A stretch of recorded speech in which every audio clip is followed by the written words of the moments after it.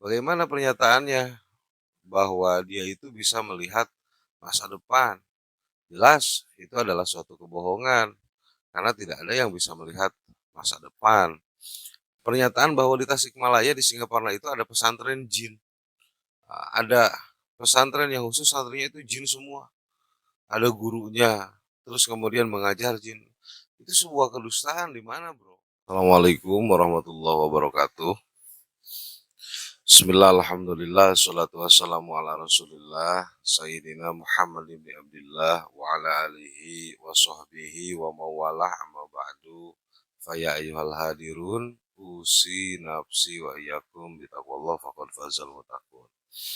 Sahabat-sahabat youtuber, sahabat-sahabat subscriber dimanapun kalian berada, mudah-mudahan kita semua selalu ada dalam ridho dan maghfirah Allah Subhanahu wa taala. Amin ya Allah ya rabbal alamin.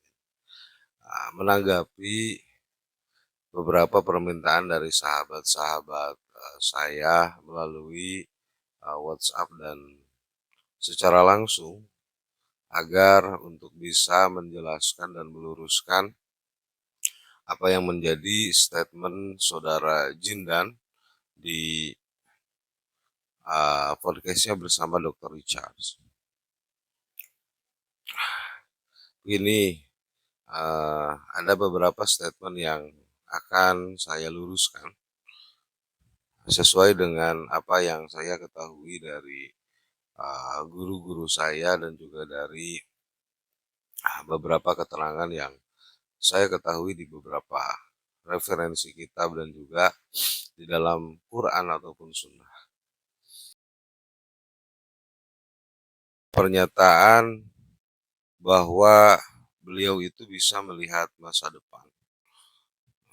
Ini adalah suatu pernyataan yang sangat kontroversi, di mana bahwa kita ketahui Miladus Sayyidina Muhammad setelah kelahiran Kanjeng Nabi Muhammad SAW di dalam beberapa hikayat Maulid disebutkan bahwa ketika Kanjeng Nabi Muhammad SAW itu lahir baik di Adiba di Al-Berjanji, di situ sudah jelas bahwa ketika Rasul itu lahir, pintu dari Lauhil Mahfud ini sudah tertutup sehingga tidak ada lagi yang bisa mengetahui uh, apa namanya kejadian atau tidak bisa melihat kembali gitu, kejadian yang akan terjadi maupun yang sudah terjadi karena Lauhil Mahfudnya ini ditutup.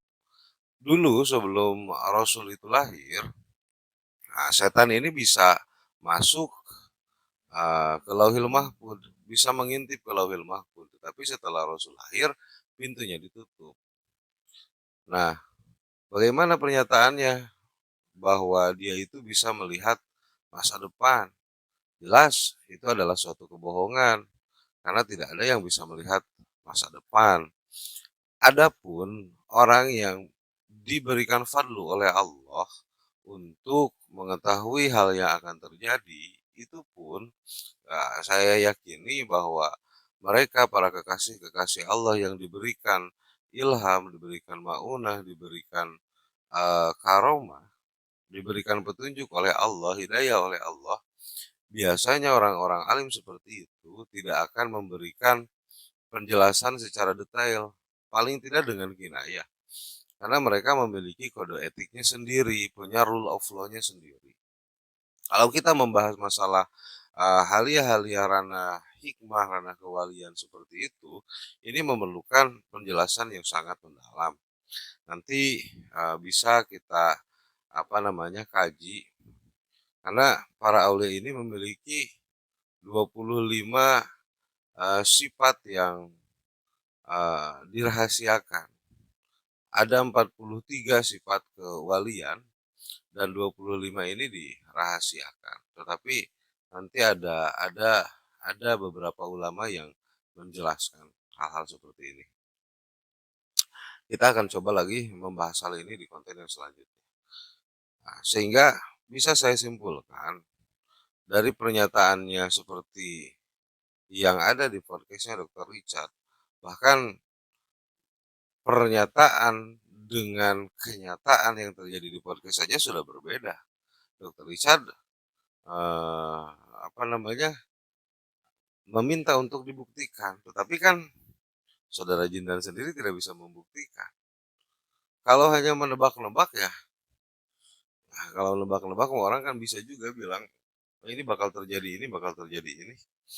Nah, ini adalah hal-hal yang sebetulnya sudah terjawab juga di podcast-nya sendiri, teman-teman atau sahabat-sahabat bisa melihat hal itu, langsung di podcast-nya Dokter Richard nanti, apa namanya, linknya saya simpan di bawah.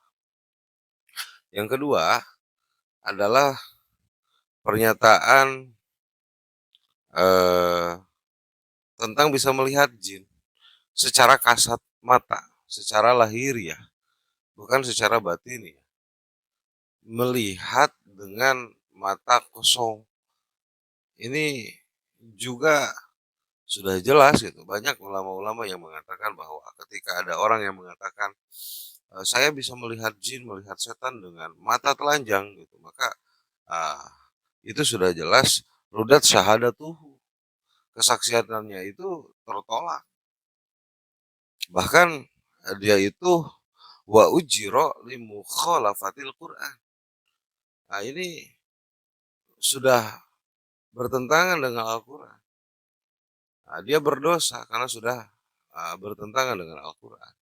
Kenapa? Karena di dalam Quran itu dijelaskan bahwa alam jin dan alam manusia itu berbeda dengan kita.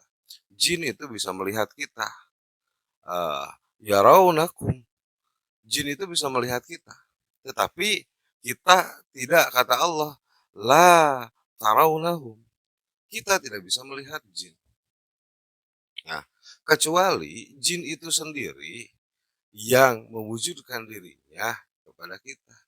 Kalau kita misalnya datang ke satu tempat, oh ini ada jin 100, ada ini ada jin 10, oh di sini ada jin 20. Itu sudah pernyataan yang bohong. Ada juga satu lagi, nah, konsepnya ini di dalam dirinya sendiri gitu, tersimpan jin, dirasuki jin sehingga bisa melihat jin yang lain karena yang bisa melihat jin ya jin lagi. Sehingga di dalam dirinya ini ada jin. Akhirnya dia bisa melihat jin. Nah, ini orang-orang yang melakukan apa namanya, hal-hal yang biasanya gitu berbau-bau istidraj. Nah, biasanya mengusahakan dengan ngamat, kalau orang Sunda bilangnya ngamat, memasukkan eyang, memasukkan siapa ke dalam dirinya, kemudian ya dia baru menerawang dan lain sebagainya. Nah, hal seperti itu yang biasanya dilakukan dan itu pun termasuk dalam kategori kesyirikan. Karena meminta tolong terhadap jin. Nah, ini pun berdosa ketika melakukan hal seperti ini.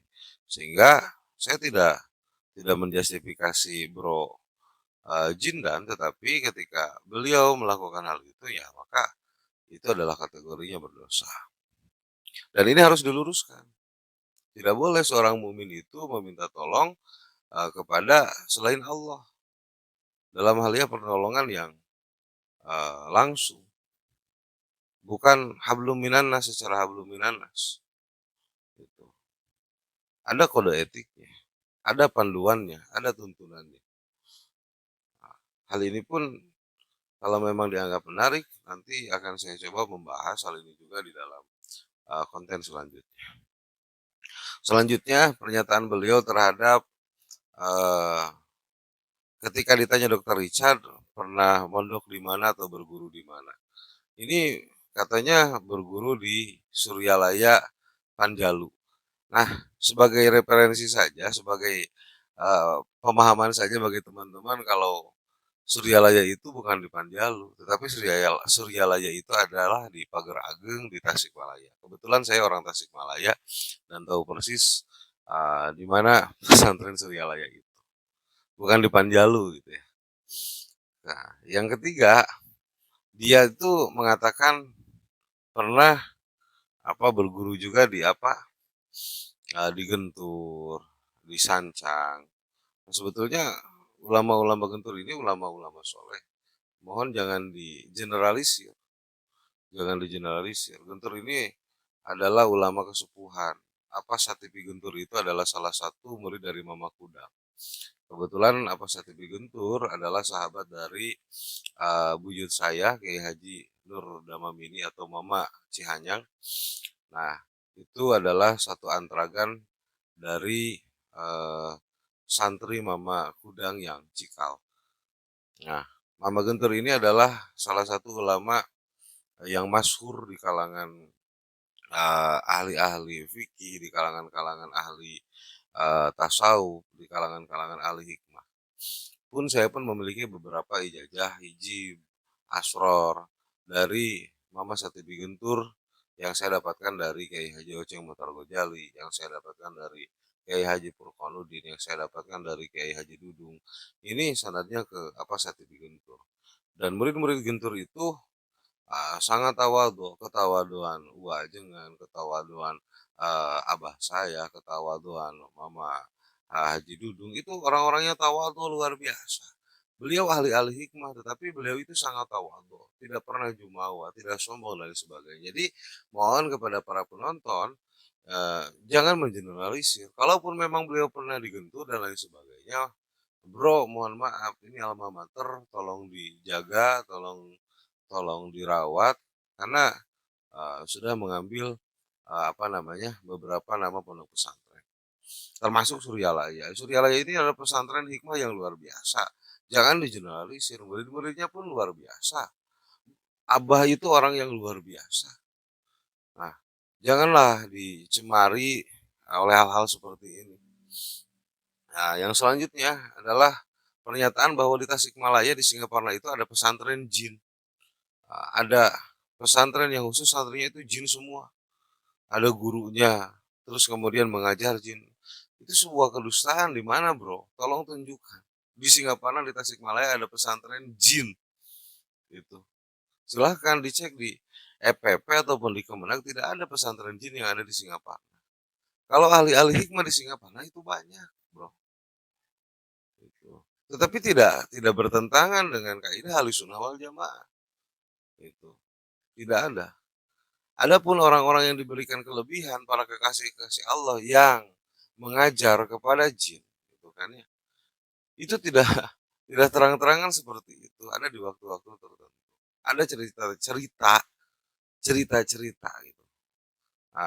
Cerita-cerita ulama dulu yang apa namanya pinadori saya pun tidak melihat langsung bahwa mengajar kepada jin, tapi jinnya itu ya hadir ikut bersama para santri yang lain ikut mengajar. Nah kalau hal-hal seperti itu ya mungkin terjadi karena mereka itu tarawunakum, uh, mereka itu melihat kita sehingga dimungkinkan bahwa mereka ikut belajar gitu mengaji kepada manusia. Nah kalau seperti itu konsepnya betul bisa seperti itu. Tetapi kalau konsepnya oh apa namanya sengaja jin terus kemudian memberikan makanan kepada jin, wah itu sudah kesyirikan. Masa jin dikasih makan sama manusia nggak boleh, itu persembahan. Itu sudah musyrik, musyriknya sudah bukan khofi lagi, itu sudah musyriknya, itu syiriknya itu udah masuk ke dalam syirik tindakan kategorinya, fi'liyah kategorinya. Dan ini berdosa. Syahadatnya perlu diperbaiki lagi. Istighfar. Jadi saya mohon fenomena-fenomena dari munculnya Gus Samsudin, yang dibongkar oleh pesulap merah, ini fenomena-fenomenanya jangan malah jadi semakin ngawur. Justru kita orang-orang yang Indonesia hari ini, orang-orang Indonesia hari ini itu orang-orang pintar, Bro. Jadi jangan jadikan pansos, dijadikan panggung untuk mencari popularitas. Itu. Adapun hal-hal apa namanya? Hal-hal perdukunan dan lain sebagainya itu saya no komen lah. Jelas itu. Nasnya sudah jelas. Dan kategorinya itu kan jadi dipelintir gitu. Jadi jangan jangan malu-maluin profesi seolah mau apa namanya mau show off untuk para ahli hikmah tapi pada akhirnya malah blunder sendiri. Jangan seperti itu. Nah, jangan tantang-tantang seperti itu. Ahli hikmah tidak seperti itu. Yang pada kesimpulannya, sahabat-sahabat, ini kita simpulkan sebetulnya bahwa Bro Jindan ini dia banyak blunder di dalam apa namanya statementnya sendiri. statement A bertentangan dengan statement A, gitu. Apa yang dia bicarakan, ya bertentangan dengan apa yang dia kerjakan. Adapun pembelaan dan pembenaran bahwa misalnya ilmu kebalnya itu, tidak mempan terhadap jarum dan lain sebagainya. Ini Bro, orang-orang yang betul gitu mendalami hikmah, yang katakanlah punya patimulan tingkat 1, patimulan tingkat 2, patimulan tingkat 3. Patimulan tingkat 1 itu adalah, anti pukul, yang kedua adalah patimulan tingkat 2 adalah anti bacok, dan yang ketiga patimulan ketiga adalah anti peluru. Orang-orang yang betul memiliki ilmu hikmah seperti itu, nah, baik itu lewat hijib dan lain sebagainya, dia tidak akan jumawa. Karena konsepnya hijib itu, ilmu hikmah itu adalah doa, "Ud'uni astajib lakum." Nah, doa kita ini adalah bentuk ibadah karena perintah. Dawamnya dari doa tersebut, itu adalah bentuk ketaatan tanpa mengejar karomah. Karena tidak boleh kuntolibal istiqomah wala takuntolibal karomah. Kalau sesuatu bacaan mengatur terhadap sesuatu, apalagi mengatur terhadap Allah, gitu kan ya. Maka Allah itu tersifati oleh sifat karoha, artinya terpaksa. Kalau Allah bisa diatur dengan doa, kalau Allah bisa diatur dengan suatu bacaan, kalau Allah bisa diatur oleh suatu wirid, maka Allah tersifati oleh sifat karoha. Kalau Allah karoha, ya itu adalah mustahil. Tidak mungkin Allah karoha. Ini adalah suatu kesyirikan. Ijmalinya, dalil-dalil ijmalinya ini sepertinya ngajinya tidur nih. Logika berpikirnya ini sudah mulai ngaco, sudah mulai ngawur. Nah, yuk kita diskusi lah bro, bro Jindan. Nah, karena bawa-bawa tasik nih, gitu, bawa-bawa tasik. Jadi jangan jangan kayak gitu. Kita diskusi ilmiah, kita diskusi ketauhidan. Karena asik nih bro untuk didiskusikan. Hal-hal seperti ini harus kita luruskan karena berpotensi sesat dan menyesatkan. Nah, itu pesan dari saya Ropi Soparinjani, asli Pituin dari Tasikmalaya. Saya berada di Manonjaya, di Pondok Pesantren Riyadul Huda Cihanyar.